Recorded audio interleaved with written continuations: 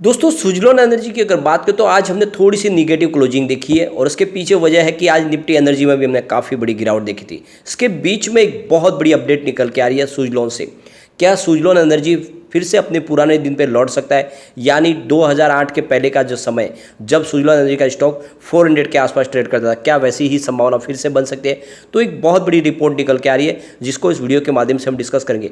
साथ में एक विंड एनर्जी के लिए और रिपोर्ट निकल के आ रही है जो कह रही है कि विंड एनर्जी एक तरह से बहुत सारी कुर्बानी मांग रही है, यानी विंड एनर्जी क्या पूरी तरह से क्लीन एनर्जी के कारोबार को आगे बढ़ा रही है या फिर इसकी वजह से भी पोल्यूशन हो रहा है। तो ये रिपोर्ट जो है थोड़ी सी चौंकाने वाली है, इसको भी डिस्कस करेंगे। दूसरी तरफ अगर आप देखें तो बाजार की क्या संभावना बन रही है, कल से राइट इशू ओपन होने वाला है सुजलॉन का, क्या इसको हमें सब्सक्राइब करना चाहिए, इन सारी बातों को समझेंगे इस वीडियो के माध्यम से। सबसे पहले BSE सेंसेक्स की बात करें तो 57,991 के स्तर पर क्लोजिंग रही, जहाँ पे हमने अंतिम में 200 पॉइंट की गिरावट देखी है। यानी कोई बड़ी गिरावट नहीं है, क्योंकि जिस तरह से इंटरनेशनल मार्केट बुरी तरह से क्रैश हुए थे उस हिसाब से संभावना व्यक्त की जा रही थी कि हमारे बाजार में भी बहुत बड़ी गिरावट होगी, लेकिन वैसा हुआ नहीं। सिर्फ 0.34% की मामूली सी गिरावट है, जबकि इंटरनेशनल मार्केट में 2 से लेकर 3-4% की बड़ी गिरावट हुई थी। तो उस हिसाब से बाजार ने संभाल लिया अपने आप को और एक तरह से देखें तो खरीदारी हो रही है निचले लेवल से काफ़ी अच्छी। निफ्टी एनर्जी में आज हमें ज़्यादा गिरावट देखने को मिली। 25,621 के स्तर पर करीब 262 पॉइंट की गिरावट थी। 1.01% गिरा है निफ्टी एनर्जी, यानी BSE सेंसेक्स से काफ़ी ज़्यादा बड़ी गिरावट निफ्टी एनर्जी में थी। और नतीजा ये रहा कि सुजलॉन में भी हमें थोड़ी सी गिरावट देखने को मिली, यानी स्टॉक 7.60 पर क्लोजिंग दिया है, जहाँ पे हमने 0.65% की गिरावट देखी है।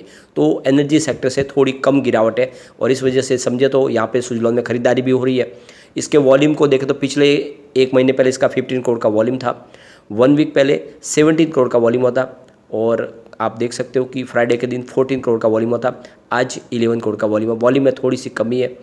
अब यहाँ पे जैसे कि कल से राइट इशू ओपन होने वाला है, क्या हमें राइट इशू में अप्लाई करना चाहिए?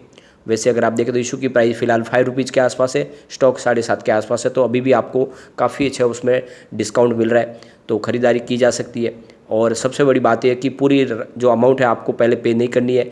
आपको जब आप इशू आपको मिल जाएगा, अलॉट हो जाएगा, उसके बाद में आपको आधी रकम देनी है, यानी 2.50% की रकम आपको पहले देनी है और बाकी की जो 50% की जो आपकी जो अमाउंट बनेगी वो आपको बाद में पे करनी है। और 5:21 के रेशियो में आपको शेयर अलॉट होंगे, यानी आपके जो भी सुजलॉन के 21 शेयर होंगे उनके ऊपर आपको 5 शेयर राइट इशू में अप्लाई करने का आपको मौका मिल सकता है। अब इस राइट इशू के माध्यम से करीब 1,200 करोड़ रुपीज़ की बड़ी रकम जमा होने वाले सुजलॉन के पास में, जिसमें से आप देखेंगे तो 900 करोड़ रुपीज़ का जो अपना पुराना जो बकाया है उसको वो क्लियर करने वाले, एक तरह से धीरे धीरे अपने डेट से बाहर निकलेंगे। दूसरी तरफ अगर आप देखें तो तुलसी तांती जी के देहांत के बाद में उनके भाई विनोद आर तांती को चेयरमैन और MD बना दिया गया है और एक तरह से देखें तो इसमें फिर से जो है कमान उनके हाथ में आ चुके हैं और आने वाले समय में कारोबार को आगे बढ़ा सकते हैं। आने वाले 3 साल के लिए वो MD बनेंगे और ये आप समझ सकते हो कि उनके पास भी काफ़ी अच्छा एक्सपीरियंस है। पिछले कई सालों से वो भी कंपनी के साथ जुड़े हुए फाउंडिंग मेंबर है, जब से कंपनी की शुरुआत हुई तब से जुड़े हुए, तो उसका फ़ायदा सुजलॉन को जरूर मिलेगा। अब यहाँ पे जो रिपोर्ट निकल के आ रही है, कह रही है क्या सुजलॉन एनर्जी के पुराने दिन फिर से लौट सकते हैं, यानी जो 2007 के पहले सुजलॉन जिस तरह से बाजार में राज करती थी कंपनी, जिस तरह से इसकी शेयर की प्राइस थी, क्या फिर वैसा ही हो सकता है? जैसे कंपनी की जो सबसे बड़ी प्रॉब्लम है वो है उसके फाइनेंस की प्रॉब्लम। फिलहाल फंड की कमी से जूझ रही है कंपनी। ऐसे में अगर आप देखें तो कंपनी का 2,800 करोड़ रुपीज़ का जो लोन था उसको रीफाइनेंस किया है कंपनी की स्टेट गवर्नमेंट कंपनी REC की तरफ से, और अब ये 1200 करोड़ रुपये राइट इशू के माध्यम से इनको मिलने वाला है। तो ये अपना पुराना जो काफ़ी ज़्यादा कर्ज है वो धीरे धीरे क्लियर कर सकते हैं। जैसे कि 2800 करोड़ रुपीज़ का जो कर्ज मिला है इनको REC की तरफ से, सरकारी कंपनी की तरफ से, तो उसमें से जो ये अब ये जो राइट इशू लाया जा रहा है इसमें जो रकम आएगी उसमें से 1000 करोड़ रुपीज़ का जो रकम है वो वापस REC को चुकाने वाले हैं और एक तरह से उस पुराने कर्ज से वो बाहर निकलने वाले हैं। यहाँ पे गौर करने वाली बात है कि राइट इशू के बाद में कंपनी का टोटल डेट मात्र 1800 करोड़ रुपये रह जाएगा, यानी एक तरह से देखें तो कंपनी का बहुत सारा बोझ खत्म हो जाएगा। और वैसे अगर आप देखें तो कंपनी की सालाना इनकम ही 2000 करोड़ रुपीज़ के आसपास है, तो ये समझ लो कि कंपनी ऑलमोस्ट डेट फ्री होने की कगार पर है। जल्दी ही कंपनी पूरी तरह से डेट फ्री हो जाएगी और फिर वापस इसके पुराने दिन आ सकते हैं, यानी 2007 के आसपास की इसकी संभावना बन सकती है। यानी हो सकता है कि आने वाले समय ये फिर से स्टॉक 500 के आसपास चला जाए। कंपनी के मैनेजमेंट का कहना है कि हमारे लिए जो सबसे बड़ी प्रॉब्लम है वो फाइनेंस की है, न कि टेक्नोलॉजी है या फिर कारोबार की है। कारोबार में हमारे कोई कमी नहीं है, कारोबार हमारा लगातार बढ़ रहा है। तो यहाँ पे जो बयान दिया गया है ईश्वर चंद मंगल, जो चीफ एग्जीक्यूटिव सर्विस डिपार्टमेंट के ऑफिसर है, उनकी तरफ से कहा गया है ईश्वर चंद मंगल का कहना है कि हमें कॉन्फिडेंस है कि हम इस राइट इशू को अच्छे से सक्सेस कर पाएंगे। उनका कहना है कि तुलसी तांती जी ने पहले से ही एक बहुत ही मजबूत प्रोफेशनल टीम्स रखी हुई है, जिनके पास काफ़ी ज़्यादा एक्सपीरियंस, और इस वजह से हमारा बिजनेस तेज़ी से ग्रो कर रहा है। हमारे बिजनेस में कोई कमी नहीं है, हमारी ऑर्डर बुक काफ़ी अच्छी है। हमने 3 से 5 साल का प्लान बना लिया है। आने वाले समय में हम अपने डेट को और लगातार कम करने वाले हैं।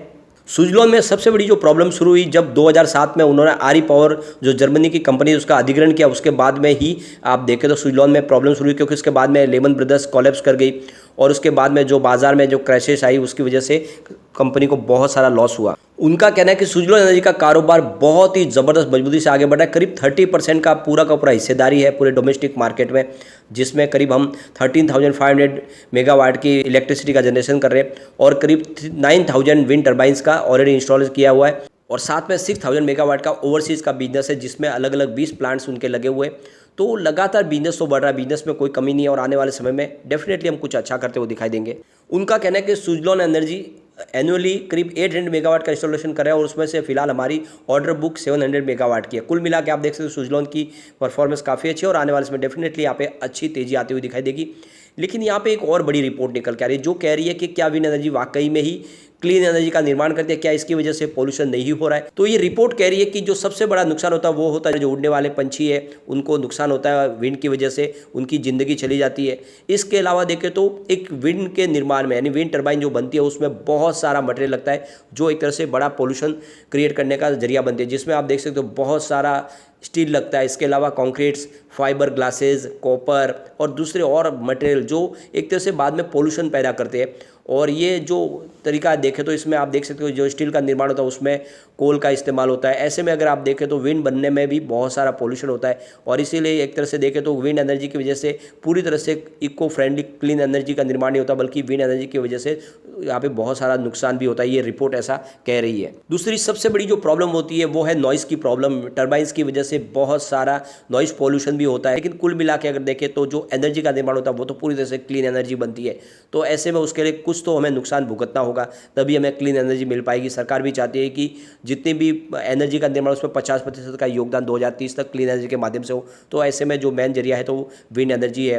तो ऐसे में सरकार को विंड एनर्जी को प्रमोट भी करना होगा और आने वाले समय इसमें आप देखेंगे तो कुछ पॉजिटिव माहौल भी बनता हुआ दिखाई देगा।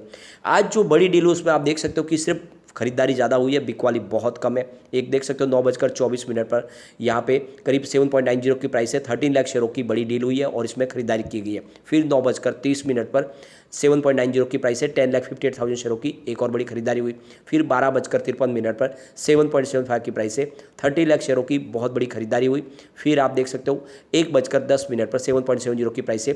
21 लाख शेयरों की एक और बड़ी खरीदारी हुई। उसके बाद फिर देखें तो 2:29 पर 7.70 की प्राइस है। 24 लाख शेयरों की खरीदारी हुई और फिर 2:33 पर 7.70 की प्राइस है। 11 लाख शेयरों की एक बिकवाली हुई है। उसके बाद फिर से 3:23 पर 7.65 की प्राइस है। 18 लाख शेयरों की खरीदारी हुई। तो आप देख सकते हो कि बिकवाली मात्र एक है और खरीदारी काफ़ी अच्छी है। तो यहाँ पे ये जो प्राइस कम होने के पीछे वजह है रिटेल इन्वेस्टर जिन्होंने बिकवाली की है, वरना आप देखें तो बड़े फंड हाउस की तो आज सिर्फ खरीदारी है। तो आने वाले समय डेफिनेटली यहाँ पे तेजी बनेगी। तो लॉन्ग टर्म का नजरिया लेके बने रहे, डरने की कोई बात नहीं। सुजलॉन आने वाले समय डेफिनेटली आपको अच्छा मौका देगी, अच्छा कमाने का जरिया मिलेगा।